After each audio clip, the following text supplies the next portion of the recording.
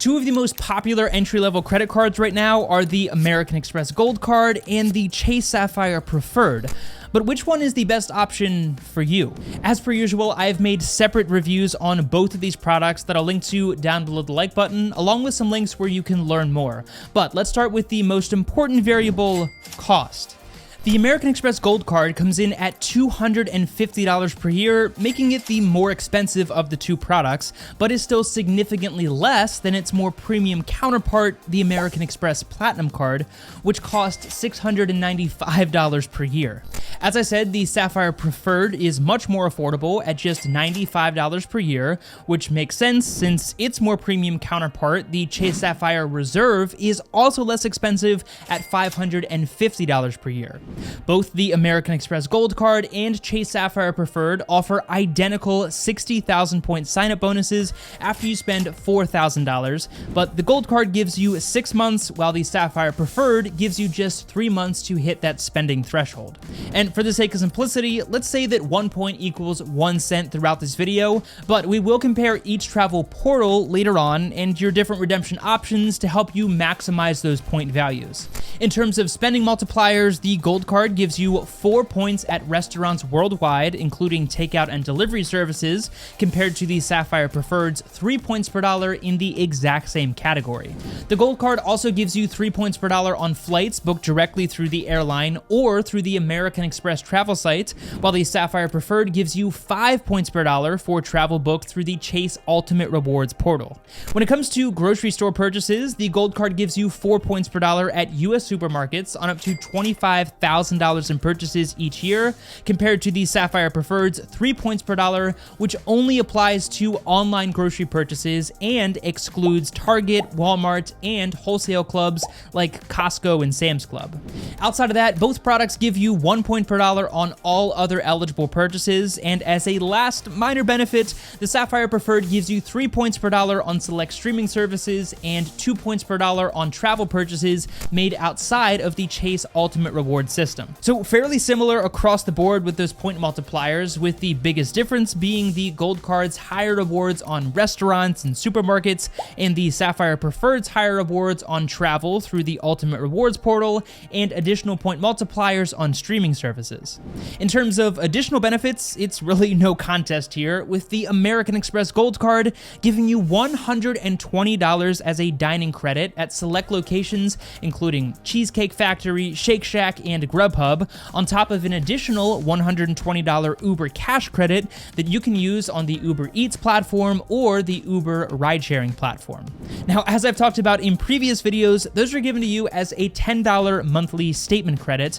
so you're not able to spend all of them at once. But if you're able to effectively use all of those credits, then that lowers your effective annual fee from $250 per year to just $10 per year. But again, you've got to use those credits to replace things that you would otherwise be paying for out of pocket in order to get a true net benefit. The Sapphire Preferred honestly gives you very little in terms of additional benefits, but they do throw in a few options like a point multiplier on the Lyft ride-sharing platform, a free trial on Instacart Plus and Dash Pass, as well as a $10 monthly statement credit towards the GoPuff delivery platform. But again, these are things that you probably wouldn't be using otherwise, and therefore you might not be getting a true net benefit out of them. Both products have no foreign transaction fee, car rental insurance, extended warranty protections and purchase protections, as well as baggage insurance of some kind, and a travel assistance service hotline, which work in pretty much the exact same way for both companies.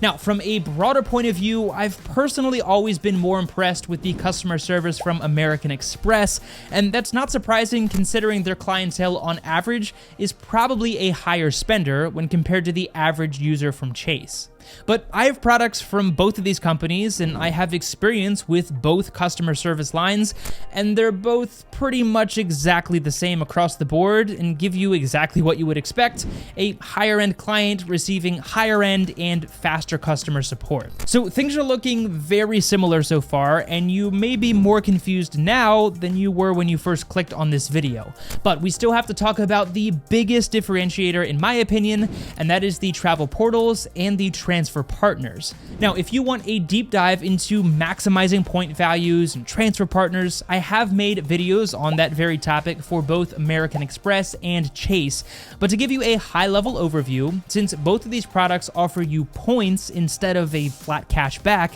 it is really important that you are maximizing the value of those points. Now, the most common way that people go about this is by redeeming their points directly through the card provider's travel website, which in this case is the Chase Ultimate Rewards portal or the American Express travel site. And from that perspective, things are once again fairly similar, and in my experience, prices for identical flights are exactly the same from both companies. If I had to pick one, I personally like the American Express travel portal a little bit better, and I found it a lot easier to navigate. But the difference is only magnified when you get into the transfer partners. And again, as a high-level overview, transferring your American Express or Chase points to a transfer partner is one of the best ways to maximize their value. And what I mean by that is if you book a flight directly through Chase, for example, and you're using your points, then you're probably looking at just 1 cent per point, which is the equivalent of 1% cash back, and honestly, that's not that great. But if you strategically transfer those points to one of their transfer partners, you could easily get 3 to 5 cents per point in some cases,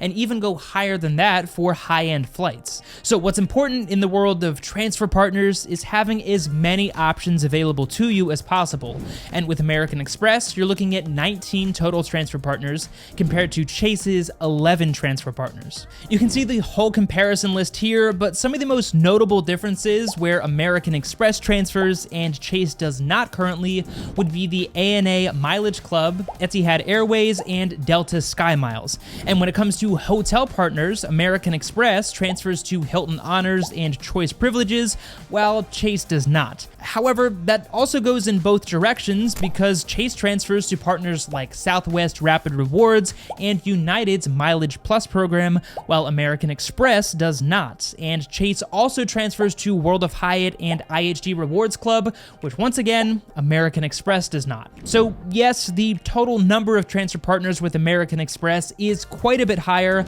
but that decision is ultimately going to depend on where you are most frequently transferring your credit card points. I'll leave the whole comparison chart up on the screen here, and it's worth mentioning at this point that these transfer partners are constantly changing, so you'll definitely want to get the most up-to-date list of transfer partners, but the biggest deal breaker for me, and the reason that I prefer American Express, is I frequently transfer points to Delta Sky Miles Club and Hilton Honors. Now, truthfully, transferring points to a hotel partner is not a great way to maximize point values, and that's a well-known fact, but Delta Sky Miles First Class, which is known as Delta One, is one of the best ways to get 10 cents or more per point and have a premium travel experience that I personally would otherwise never be able to afford, since those tickets can easily run $5,000 or more depending on the route. Just recently on my honeymoon to Europe, my wife and I flew first class multiple times on tickets that we would never dream of paying for out of pocket,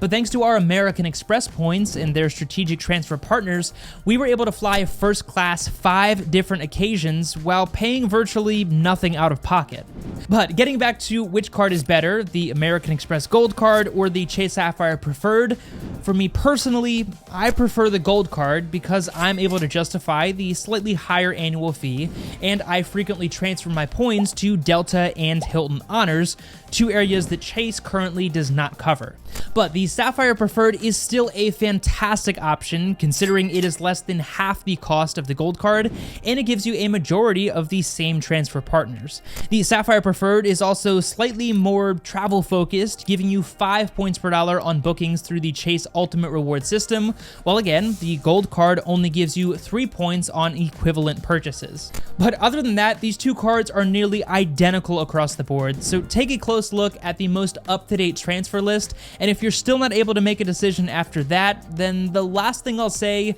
is the Sapphire Preferred is a normal blue plastic card, while the Gold Card is a beautiful metal product product that comes in both yellow and rose gold. So, not that that is helpful information in any way, shape, or form, but that might be a deal breaker for you one way or another. Let me know what you think of these two products down in the comment section, and I'll also leave links down below the like button where you can learn more about both of them as well. Be sure to check out this video for the ultimate comparison of every American Express credit card, or this video for the ultimate comparison of every Chase credit card. As always, take it easy, and I'll see you in the next one.